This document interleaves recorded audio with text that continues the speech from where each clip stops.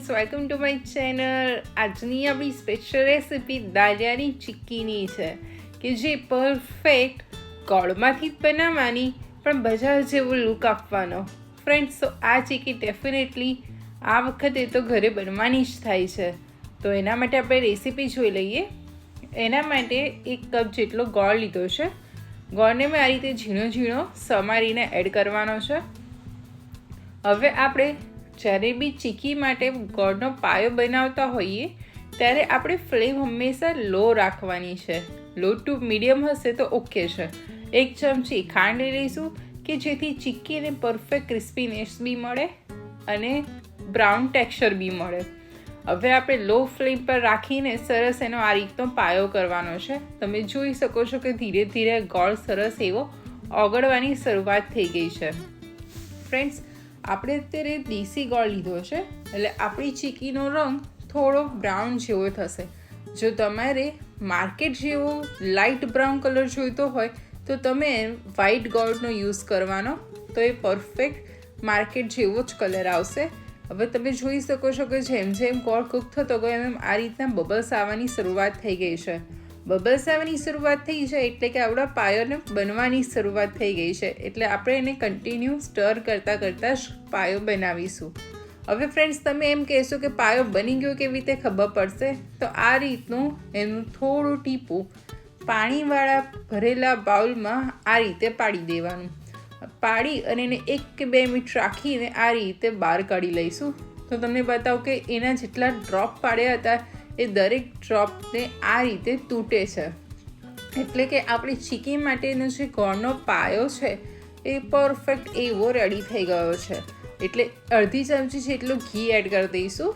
ઘી એડ કરવાથી તમે જોઈ શકો છો કે આપણા ગોળના પાયામાં સરસ એવી એક શાઇન આવી ગઈ છે. હવે આપણે ફ્લેમ ઓફ કરી દઈશું કારણ કે જ્યાં સુધી ગોળ ગરમ છે એ થોડો હજી કૂક થઈ જશે. હવે આપણે દાલિયા એટલે કે રોસ્ટેડ ચણા એડ કરવાના છે. એને આપણે આ રીતે થોડા એડ કરી અને મિક્સ કરતા જઈશું.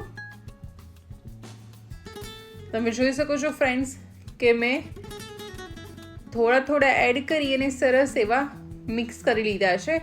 હવે આ મિશ્રણને આપણે બટર પેપર પર લેવા માટે એક બટર પેપરને થોડું અડધી ચમચી જેટલા તેલથી આ રીતે ગ્રીસ કરી લઈશું અને પછી એની ઉપર આપણું જે દાલિયાવાળું મિશ્રણ છે એ લઈ લઈશું અને એને સરસ મજાનું વેલણથી પતલી ચીક્કી વણી લેવાની છે.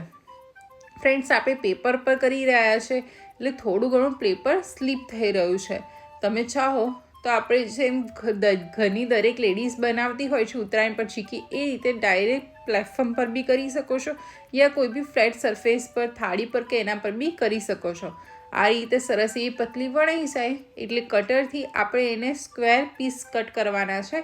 એટલે એને હું એ રીતે શેપ આપી દઉં છું. તમે ફ્રેન્ડ્સ ચાહો તો તમે શક્કરપારા શેપમાં બી કટ કરી શકો છો. આ રીતે એક વખત અત્યારે હાલ કટ આપેલા હશે તો જે મેં ઠરશે ત્યારબાદ તમારે ચીક્કીને કટ કરવી ઇઝી થઈ જશે. જો તમે કટ નહીં આપ્યા હોય તો ચીક્કીને કટ કરવી અનશેપમાં કટ થશે. એટલે આ રીતે જો બજાર જેવી પરફેક્ટ શેપમાં કટ કરવી હોય તેને પહેલાં જ કટ આપી દઈશું. તમે જોઈ શકો છો ફ્રેન્ડ્સ કે હું સ્ક્વેર શેપમાં કટ આપવા માટે દરેક જગ્યાએથી વ્યવસ્થિત કટ કરી લીધા છે. હવે એને હાફ અવર રેસ્ટ આપીશું. હાફ અવર બાદ તમને બતાવું કે તમે જોઈ શકો છો કે પરફેક્ટ સ્ક્વેર પીસમાં બજાર જેવી ચીક્કી ઉખડીને રેડી થઈ ગઈ છે અને એના દરેક સરસ એવા પીસ નીકળી રહ્યા છે.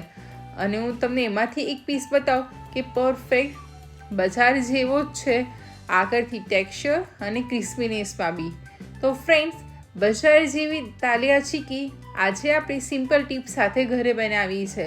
તો મને ખ્યાલ છે ત્યાં સુધી કે ડેફિનેટલી તમે આ વખતે દાલિયા ચીક્કીની ટ્રાય તો ઘરે કરવાના જ છો. તો તમારા ઘરે બનાવો ને કેવી બની મને કમેન્ટમાં જણાવજો. ગુડ